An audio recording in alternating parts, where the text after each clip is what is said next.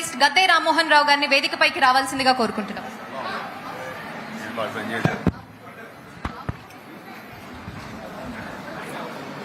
అందరికీ నమస్కారం. భారతదేశంలో వ్యవసాయ రంగం తర్వాత అధిక మంది ఆధారపడిన రంగం ఏదైనా ఉందంటే అది చేనేత రంగం. ఈ రోజున మన దేశీయ చేనేత దినోత్సవం సందర్భంగా ఇక్కడికి విచ్చేసిన మన ముఖ్యమంత్రి వర్యులు నిరంతరం కార్మికుల సంక్షేమం కోసం కృషి చేసే వ్యక్తి, ఉమ్మడి ఆంధ్ర రాష్ట్రంలో అనేకమైన సంస్కరణలు అనేకమైన సంక్షేమాలు చేపట్టి ఒక ఉన్నత మేధావి ముఖ్యమంత్రి, ప్రపంచ ఖ్యాతి పొందిన ముఖ్యమంత్రి నారా చంద్రబాబు నాయుడు గారు ఇచ్చేసిన ఈ సందర్భంలో వారికి ఆహ్వానం పలుకుతూ, అదేవిధంగా వేదిక మీద ఉన్న సహచర శాసనసభ్యులు, అధికారులు, ఇక్కడికి వచ్చేసిన చేనేత కార్మికులు, ఇతర పెద్దలు, మా కార్పొరేటర్స్, విద్యార్థులు అందరూ కూడా నమస్కారం తెలియజేస్తూ, ఇవాళ చేనేత కార్మికులు అంటే ఒక ప్రత్యేకత కలిగిన వారు.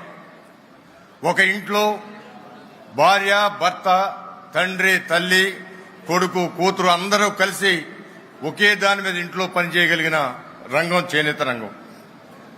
అంతేకాదు చేనేత రంగంలో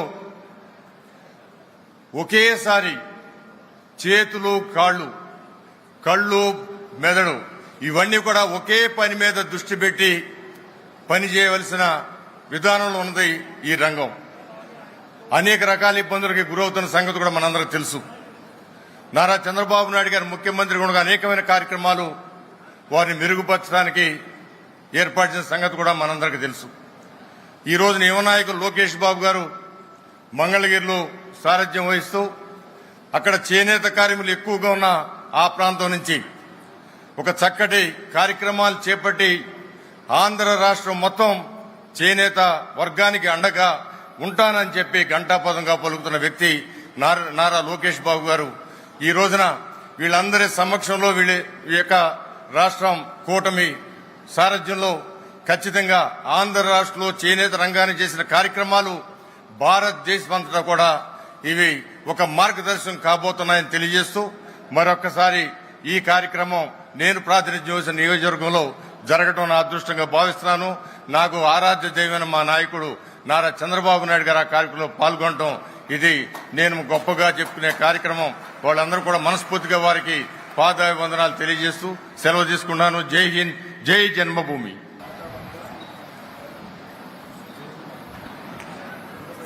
వేదికని అలంకరించిన మన ముఖ్యమంత్రి శ్రీ నారా చంద్రబాబు నాయుడు గారికి మరియు మిగిలిన పెద్దలందరికీ, ఈ సమావేశానికి వచ్చిన ప్రతి ఒక్కరికి పేరు పేరున నా హృదయపూర్వక నమస్కారములు. ఈరోజు చేనేత దినోత్సవం సందర్భంగా మనందరం కూడా ప్రతి సంవత్సరం గుర్తు చేసుకుంటాం. ముఖ్యంగా ఈ చేనేత మీద ఫోకస్ చేయాలి అని మన బాపూజీ గాంధీ గారు ఆ రోజుల్లో తలపెట్టి భారతదేశం మొత్తం కూడా చేనేత కాపాడుకోవాలని, చేనేత కార్మికుల్ని కాపాడుకోవాలని చెప్పి ఎన్నో సందర్భాల్లో ఆయన ఉద్యమాలు చేయడం జరిగింది.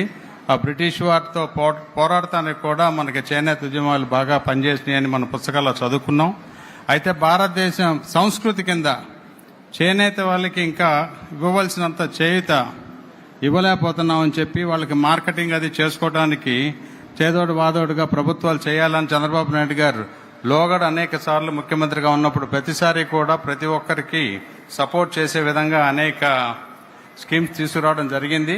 ఇప్పుడు కూడా మళ్ళీ చెప్తా ఉన్నారు, వీళ్ళకి end to end concept to completion వరకు హ్యాండ్ హోల్డ్ చేసి సపోర్ట్ చేస్తే మంచి ఇండస్ట్రీ అవుతుందని చెప్పి, ప్రతి ఒక్కరికి కూడా ఆదాయం పెరుగుద్దని, తలసరి ఆదాయం పెరగడానికి చేతి వృత్తిని నమ్ముకొని వాళ్ళ ఇంట్లో కూర్చొని పని చేసుకోవడానికి ఇది ఎంతో దోహదపడతా ఉంది.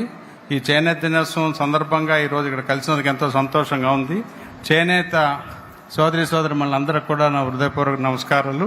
ఏదైనా సపోర్ట్ సెంట్రల్ గవర్నమెంట్ స్టేట్ గవర్నమెంట్ని రెండింటినీ అనుసంధానం చేసుకొని చేయాల్సి వస్తే తప్పకుండా మీ ఎమ్మెల్యేల దగ్గరికి వెళ్ళి ఎంపీల దగ్గరికి వెళ్ళి తీసుకొస్తే తప్పకుండా ముఖ్యమంత్రి గారు చేస్తానంటున్నారు అని తెలియపరుస్తూ తెలియజేసుకుంటున్నాను.